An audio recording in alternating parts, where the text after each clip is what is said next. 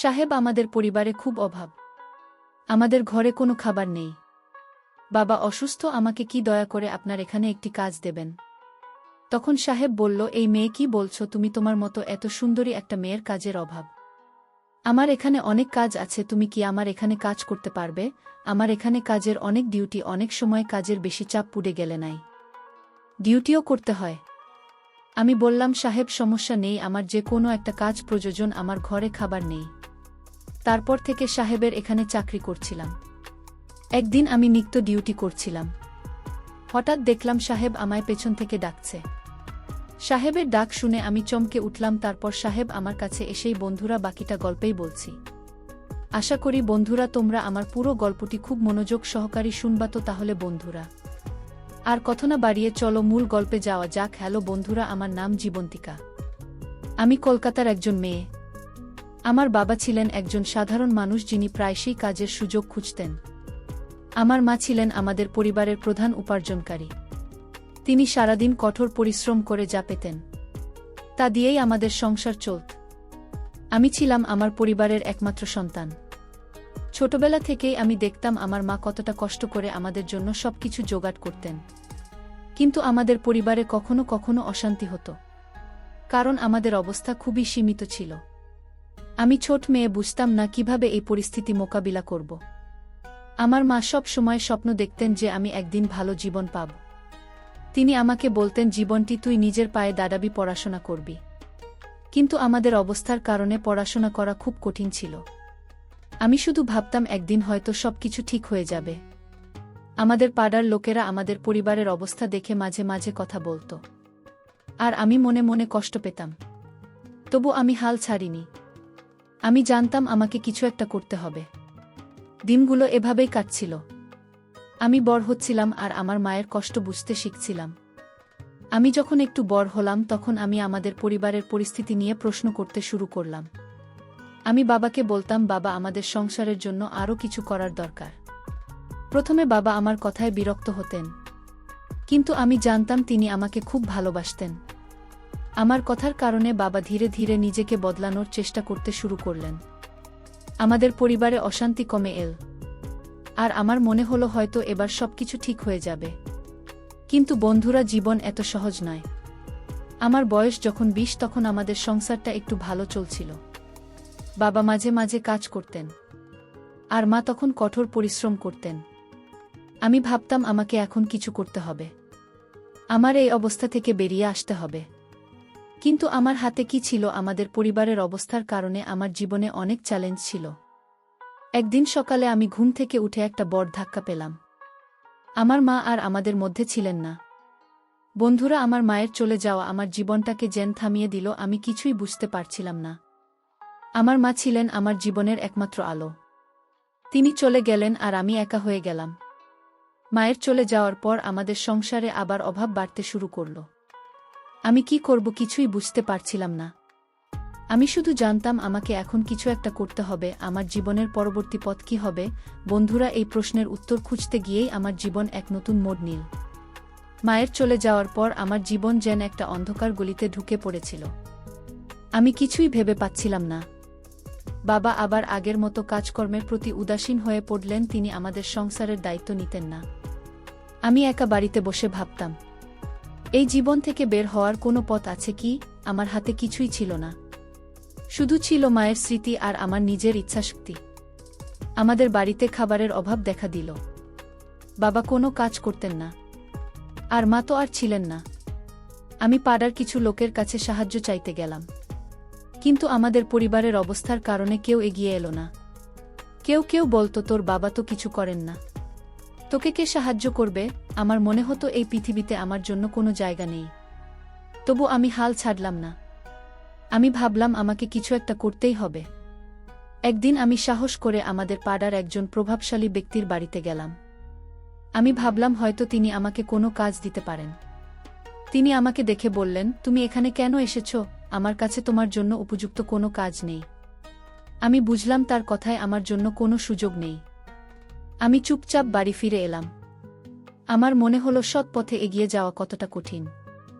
আমার জীবন যেন একটা দুঃস্বপ্নের মধ্যে ঘুরছিল। আমি রাস্তা দিয়ে হাঁটতে হাঁটতে ভাবছিলাম এবার আমি কি করব, হঠাৎ পেছন থেকে একজন আমাকে ডাকলেন। এই যে শুনুন। আমি ফিরে তাকালাম, একজন ভদ্রলোক আমার দিকে এগিয়ে এলেন। তিনি বললেন, আমার নাম রিতান কুণ্ডু। আমি শহর থেকেই গ্রামে এসেছি। আমি রাতুল মণ্ডলের বাড়ি খুঁজছি। আপনি কি আমাকে পথ দেখাতে পারবেন? আমি তাকে রাতুল মণ্ডলের বাড়ির দিকটা দেখিয়ে দিলাম। রিতান বাবু আমাকে ধন্যবাদ দিয়ে বললেন, আপনি যদি কিছু মনে না করেন তাহলে আমাকে আরেকটু সাহায্য করতে পারেন। আমি জিজ্ঞেস করলাম, কি সাহায্য? তিনি বললেন, আপনি কি আমাকে রাতুল মণ্ডলের বাড়ি পর্যন্ত নিয়ে যেতে পারবেন? আমি একটু ভেবে রাজি হলাম। আমি তাকে বাড়ি পর্যন্ত নিয়ে গেলাম। পথে তিনি আমার সঙ্গে কথা বলতে লাগলেন। তিনি বললেন তিনি শহরে থাকেনও এবং একজন ব্যবসায়ী। তার কথাবার্তায় মনে হলো তিনি ভদ্র এবং সৎ মানুষ। রাতুল মণ্ডলের বাড়ি পৌঁছে তিনি আমাকে একটা কার্ড দিলেন। বললেন, এটা আমার কার্ড। যদি কখনো কোনো প্রয়োজন হয় আমাকে ফোন করো, আমি যতটা কারি সাহায্য করব। আমি কার্ডটা হাতে নিয়ে দেখলাম। তার কথায় আমার মনে একটু আশার আলো জ্বলল। আমি তাকে আমার পরিবারের অবস্থার কথা খুলে বললাম। তিনি বললেন, আমি তোমার সমস্যা বুঝতে পারছি। আমি দেখব তোমার জন্য কি করা যায়। রিতানবাবু আমাকে জিজ্ঞেস করলেন, তুমি পড়াশুনো কতদূর করেছ? আমি বললাম, আমি এসএসসি পাশ করেছি, কিন্তু তারপর আর পড়াশোনা করতে পারিনি। তিনি একটু ভেবে বললেন, আমার কাছে কিছু কাজ আছে। তুমি যদি পরিশ্রম করতে প্রস্তুত থাকো তাহলে আমি তোমাকে একটা কাজ দিতে পারি। আমার মনে হলো এই সুযোগটা আমার জীবন বদলে দিতে পারে। আমি বললাম, অবশ্যই সাহেব, আমি কঠোর পরিশ্রম করতে প্রস্তুত। দয়া করে আমাকে একটা কাজ দিন। তিনি বললেন, ঠিক আছে, তুমি আগামী সপ্তাহে আমার এই নম্বরে ফোন করো। আমার ঠিকানা অনুযায়ী চলে এসো। আমি দেখব তোমার জন্য কি ব্যবস্থা করা যায়। তার কথা শুনে আমার মনে একটা নতুন আশা জাগল। আমি ভাবলাম হয়তো এই সুযোগ আমার জীবনে নতুন দিশা দেখাবে। কিন্তু বন্ধুরা, আমি তখনও জানতাম না যে এই সুযোগ আমাকে কোনো পথে নিয়ে যাবে। রিতানবাবুর কথা আমার মনে একটা নতুন আশার আলো জ্বালিয়ে দিয়েছিল। আমি ভাবলাম এই সুযোগ আমার জীবন বদলে দিতে পারে। আমি তার দেওয়া কার্ডটা বারবার দেখতাম আর মনে মনে ভাবতাম এবার হয়তো আমার জীবনের একটা নতুন অধ্যায় শুরু হবে। সপ্তাহ ঘুরে গেল আর আমি ঠিক সময়ে তার নম্বরে ফোন করলাম। তিনি আমাকে তার ঠিকানায় যেতে বললেন। আমার মনের মধ্যে একটা অজানা উত্তেজনা কাজ করছিল। রিতনবাবুর দেওয়া ঠিকানায় পৌঁছে আমি অবাক হয়ে গেলাম। তার বাড়িটা ছিল একটা সুন্দর ভবন, ভালোভাবে সাজানো গোছানো। আমি এর আগে এমন কিছু দেখিনি। আমি মনে মনে ভাবলাম এই লোকটা সত্যি একজন সফল মানুষ। আমি তাকে বললাম, সাহেব, আমার পরিবারের অবস্থা খুব কঠিন। দয়া করে আমাকে একটা কাজ দিন। তিনি হেসে বললেন, চিন্তা করো না জীবন্তিকা, আমি তোমার জন্য কিছু একটা ব্যবস্থা করব। রিতানবাবু আমাকে বসতে বললেন এবং জিজ্ঞেস করলেন, তুমি কি ধরনের কাজ চাও? শুধু বেঁচে থাকার জন্য কাজ, নাকি তুমি আরও কিছু অর্জন করতে চাও? আমি একটু ভেবে বললাম, সাহেব, আমার জীবনটা কষ্টের মধ্যে কেটেছে। আমি চাই আমার জীবন বদলাতে, এমন একটা কাজ করতে যাতে আমি নিজের পায়ে দাঁড়াতে পারি। তিনি আমার দিকে তাকিয়ে হেসে বললেন, ঠিক আছে, তুমি আমার কথা মেনে চললে আমি তোমাকে এমন একটা কাজ দেব যেখানে তুমি নিজের লক্ষ্যে এগিয়ে যেতে পারবে। তিনি আমাকে বললেন, তুমি প্রথমে নিজেকে একটু তৈরি করো। আমি তোমার জন্য কিছু উপযুক্ত জামাকাপড় কিনে দেব। তুমি সেগুলো পরে আমার সঙ্গে একটা জায়গায় যাবে। আমি রাজি হলাম। তিনি আমাকে নিয়ে শহরের একটা বাজারে গেলেন। সেখানে তিনি আমার জন্য কিছু সুন্দর এবং উপযুক্ত পোশাক কিনে দিলেন। আমি বললাম, সাহেব, এত সুন্দর জামাই কেন কিনলেন? আমি তো এত কিছুর যোগ্য নই। তিনি হেসে বললেন, তুমি যোগ্য জীবন্তিকা। তুমি শুধু আমার কথা মেনে চলো। কিছুদিন পর তিনি আমাকে বললেন, জীবন্তিকা, আমার একটা বড় অনুষ্ঠান আছে। সেখানে অনেক গুরুত্বপূর্ণ মানুষ আসবেন। তুমি তাদের স্বাগত জানাবে এবং সাহায্য করবে। পারবে তো? আমি বললাম, অবশ্যই পারব সাহেব। আমার মনে হলো এটা আমার জীবনের একটা বড় সুযোগ। আমি তার কথামতো সেজেগুজে তৈরি হলাম। অনুষ্ঠানের দিন এলো। আমি রিতানবাবুর সঙ্গে একটা বড় জায়গায় গেলাম। সেখানে অনেক মানুষ ছিল, সবাই খুব সম্মানিত মনে হচ্ছিল। আমি তাদের স্বাগত জানালাম, তাদের সঙ্গে হাসি মুখে কথা বললাম আর তাদের প্রয়োজনীয় সাহায্য করলাম। সবাই আমার আচরণে খুব খুশি হল। অনুষ্ঠান শেষে রিতনবাবু আমাকে বললেন, জীবন্তিকা, তুমি খুব ভালো কাজ করেছ। এই মানুষগুলো আমার গুরুত্বপূর্ণ সহযোগী। তুমি যদি এইভাবে কাজ চালিয়ে যাও তাহলে তোমার জীবন এগিয়ে যাবে। তিনি আরও বললেন, তুমি যদি আমার কথা মেনে চলো তাহলে তুমি অনেক কিছু অর্জন করতে পারবে। তুমি তো বলেছিলে তুমি নিজের জীবন বদলাতে চাও। এই সুযোগটা ধরে রাখো। আমার মনে একটা ছোট্ট দ্বিধা জাগলো, আমি ভাবলাম এই কাজটা ঠিক কী ধরনের। কিন্তু আমার জীবনের অবস্থা আমাকে বেশি ভাবতে দেয়নি। আমি শুধু ভাবলাম এই সুযোগ আমাকে ধরতেই হবে। অনুষ্ঠানের পর রিতানবাবু আমাকে বললেন, জীবন্তিকা তুমি এখন বাড়ি যাও, আমি তোমার সঙ্গে পরে কথা বলবো। আমি বাড়ি ফিরে এলাম। কিন্তু আমার মনের মধ্যে একটা অস্থিরতা কাজ করছিল। আমি ভাবছিলাম আমি কি সঠিক পথে এগোচ্ছি। রিতান বাবুর কথাগুলো আমার মনে একটা প্রশ্ন জাগিয়ে দিয়েছিল, তবু আমি নিজেকে বোঝালাম এই কাজটা আমার জীবনের নতুন শুরু হতে পারে। রিতানবাবুর কথাগুলো আমার মনে একটা মিশ্র অনুভূতি জাগিয়ে দিয়েছিল। আমি বাড়ি ফিরে এসেছিলাম, কিন্তু মনের মধ্যে একটা অস্থিরতা কাজ করছিল। তিনি যে কাজের কথা বলছিলেন তা কি সত্যিই আমার জীবন বদলে দেবে? আমার জীবনের কষ্ট আর মায়ের স্মৃতি আমাকে বারবার তাড়া করছিল। আমি ভাবলাম আমার আর কোনো পথ নেই। যদি এই কাজ আমাকে একটা ভালো জীবন দিতে পারে তাহলে আমি চেষ্টা করে দেখব। কয়েকদিন পর রিতারবাবু আমাকে আবার ফোন করলেন। তিনি বললেন, জীবন্তিকা তুমি কাল আমার অফিসে চলে এসো, আমি তোমার জন্য একটা কাজ ঠিক করেছি। আমার মনটা আবার উৎসাহে ভরে গেল। আমি ভাবলাম এবার হয়তো আমি সত্যি কিছু করতে পারব। পরদিন আমি তার অফিসে গেলাম। তার অফিসটা ছিল শহরের একটা আধুনিক বিল্ডিং, এসব কিছু ঝকঝকে আর সুন্দর। আমি একটু অবাক হয়ে গেলাম।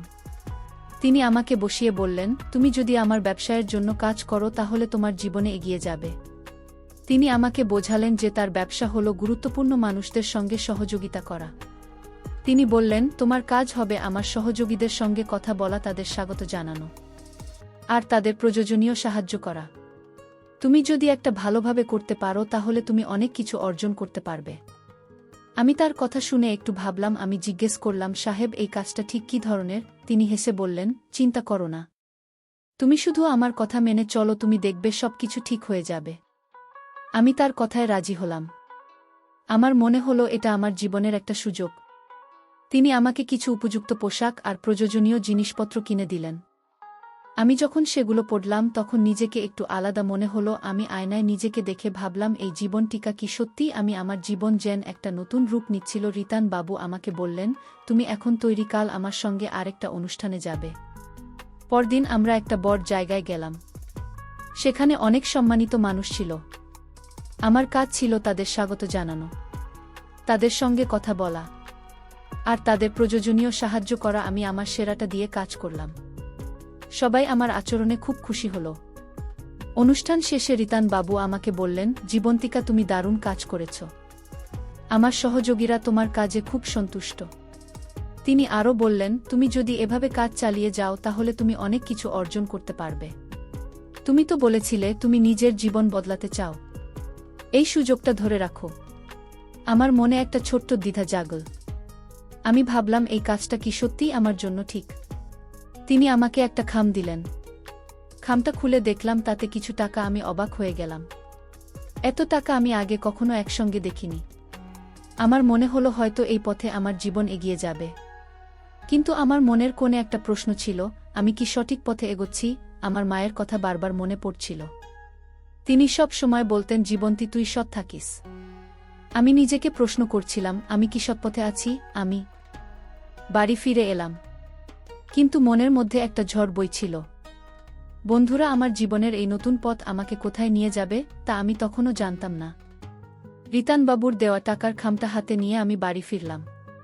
এত টাকা আমি আগে কখনো একসঙ্গে দেখিনি। আমার মনে হলো হয়তো এই পথে আমার জীবনের সব কষ্ট দূর হবে। কিন্তু মনের এক কোণে একটা অস্বস্তি কাজ করছিল। আমি ভাবছিলাম আমি কি সত্যি ঠিক পথে আছি? মায়ের কথাগুলো বারবার মনে পড়ছিল। তিনি সবসময় বলতেন, জীবনটি তুই সৎ থাকিস। আমার জীবনের অবস্থা আমাকে এমন একটা জায়গায় ঠেলে দিয়েছিল যেখানে আমি আর বেশি ভাবতে পারছিলাম না। রিতান বাবু আমাকে আরও অনুষ্ঠানে নিয়ে যেতে লাগলেন। আমার কাজ ছিল তার সহযোগীদের সঙ্গে কথা বলা, তাদের স্বাগত জানানো আর তাদের প্রয়োজনীয় সাহায্য করা। আমি দেখলাম আমার হাসি আর আচরণে তারা খুব খুশি হয়। প্রতিবারই আমি কিছু টাকা পেতাম। প্রথমে আমার মনে হতো এটা আমার কাজের পুরস্কার, কিন্তু ধীরে ধীরে আমার মনে একটা প্রশ্ন জাগতে লাগল, এই কাজটা কি শুধুই সাহায্য করার? একদিন রিতান বাবু আমাকে বললেন, জীবন্তিকা তুমি এখন আমার ব্যবসার একটা গুরুত্বপূর্ণ অংশ হয়ে গেছ। তুমি যদি আরও দায়িত্ব নিতে চাও তাহলে তোমাকে আরও প্রস্তুত হতে হবে।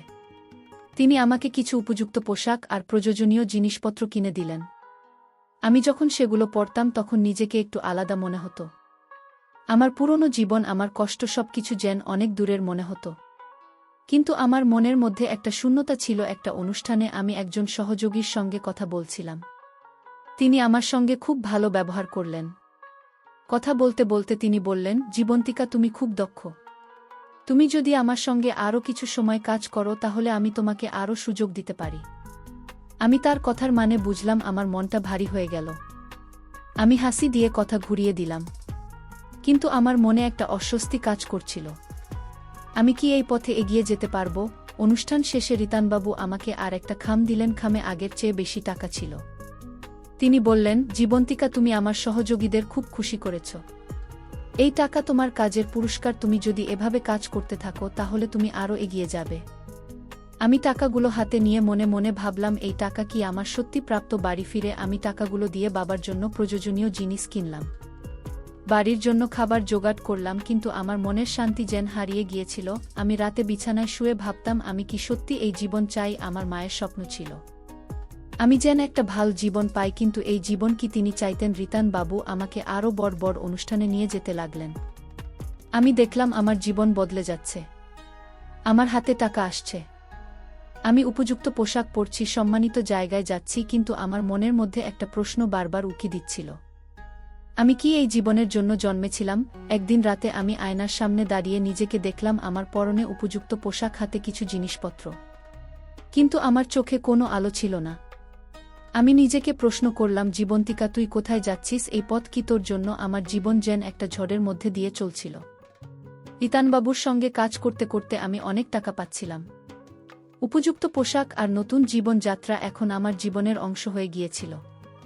কিন্তু প্রতিবার যখন আমি আয়নার সামনে দাঁড়াতাম, আমার প্রতিচ্ছবি দেখে মনে হতো, এই জীবন্তিকা কি সত্যিই আমি? আমার মনের মধ্যে একটা শূন্যতা ক্রমশ বড় হচ্ছিল। আমি যে স্বপ্ন নিয়ে বড় হয়েছিলাম তা কোথায় হারিয়ে গেল? একদিন রিতানবাবু আমাকে একটা বড় অনুষ্ঠানে নিয়ে গেলেন। সেখানে অনেক সম্মানিত মানুষ ছিলেন। আমি আমার কাজ করছিলাম, হাসি মুখে তাদের সঙ্গে কথা বলা, তাদের সাহায্য করা। কিন্তু সেদিন একজন সহযোগী আমার সঙ্গে কথা বলতে বলতে বললেন, জীবন্তিকা, তুমি খুব দক্ষ। তুমি এ কাজ করছো কেন? তুমি তো আরও ভালো কিছু করতে পারো। তার কথাগুলো আমার মনে গভীরভাবে আঘাত করল। আমি হাসি দিয়ে কথা ঘুরিয়ে দিলাম, কিন্তু আমার মনের মধ্যে একটা ঝড় শুরু হয়ে গেল। সেই রাতে আমি বাড়ি ফিরে এলাম। আমার হাতে ছিল আরেকটা টাকার খাম, কিন্তু এবার আমি সেই টাকা দেখে খুশি হতে পারলাম না। আমি ভাবলাম, এই টাকা দিয়ে আমি কি পেলাম? আমার মায়ের স্বপ্ন ছিল আমি যেন একটা সম্মানজনক জীবন পাই, কিন্তু আমি কি সত্যি সেই জীবন পেয়েছি? আমার জীবন বাইরে থেকে ঝকঝকে, কিন্তু ভেতরে ভেতরে আমি যেন ফাঁপা হয়ে গেছি। আমি রাতভর ঘুমাতে পারলাম না। আমার মায়ের কথা, আমার শৈশবের কষ্ট আর আমার বর্তমান জীবন সবকিছু মিলেমিশে আমাকে ভাবিয়ে তুলছিল। পরদিন আমি রিতানবাবুর সঙ্গে দেখা করলাম। আমি সাহস করে বললাম, সাহেব, আমি এই কাজ আর করতে পারব না। আপনি আমাকে অনেক সাহায্য করেছেন, কিন্তু এই জীবন আমার জন্য নয়। তিনি প্রথমে অবাক হলেন, তারপর বললেন, জীবন্তিকা, তুমি এই সুযোগ ছেড়ে দিলে কিন্তু আবার কষ্টে ফিরে যাবে। আমি বললাম, হয়তো কষ্টে ফিরে যাব, কিন্তু আমি আমার সম্মান হারাতে চাই না। আমি তার দেওয়া জিনিসপত্র ফিরিয়ে দিলাম। আমার মনে একটা অদ্ভুত শান্তি এলো। আমি বাড়ি ফিরে এলাম। আমার হাতে যে টাকা ছিল তা দিয়ে আমি বাবার জন্য প্রয়োজনীয় জিনিস কিনলাম। আমি সিদ্ধান্ত নিলাম, আমি এবার নিজের পায়ে দাঁড়াবো। আমি একটা ছোট দোকানে কাজ শুরু করলাম। টাকা খুব কম ছিল, কিন্তু আমার মনে শান্তি ছিল। আমি জানতাম এই পথে আমি আমার মায়ের স্বপ্নের কাছাকাছি আছি। আমি পড়াশোনা আবার শুরু করলাম, যাতে একদিন আমি নিজের যোগ্যতায় কিছু করতে পারি। বছর কয়েক পর আমি একটা ছোট ব্যবসা শুরু করলাম। আমি আমার গ্রামের মেয়েদের জন্য একটা প্রশিক্ষণ কেন্দ্র খুললাম, যেখানে তারা সেলাই শিখতে পারে। আমি চাইলাম আমার মতো আর কোনো মেয়েকে কষ্টের কারণে ভুল পথে যেতে না হয়। আমি আমার মায়ের নামে একটা ছোট ফাউন্ডেশন করলাম, যেখানে গরিব মেয়েদের পড়াশুনো আর কাজে সুযোগ দেওয়া হয়। আমার জীবন এখন আর আগের মতো নয়। আমি এখন নিজের পায়ে দাঁড়িয়েছি, আর আমার মনে শান্তি আছে। সব শেষে বন্ধুরা, আমি তোমাদেরকে বলব, সোনার চামচ মুখে নিয়ে কেউ পৃথিবীতে আসে না। জীবন যতই কঠিন হোক, থাকলে তুমি নিজের সম্মান বাঁচাতে পারো। আমি একটা ভুল পথে কিছুদিন হেঁটেছিলাম। কিন্তু আমি ফিরে এসেছি। আমি বুঝতে পেরেছি টাকাই জীবনের সবকিছু নয়। আমার মায়ের স্বপ্ন, আমার নিজের সম্মান, এগুলোই আমার জীবনের আসল সম্পদ। বন্ধুরা, ভিডিওটি যদি তোমাদের ভালো লাগে তাহলে লাইক, শেয়ার এবং সাবস্ক্রাইব করে পাশে থেকো। আর এতক্ষণ তোমরা ধৈর্য ধরে গল্পটি শোনার জন্য তোমাদেরই সবাইকে অসংখ্য ধন্যবাদ।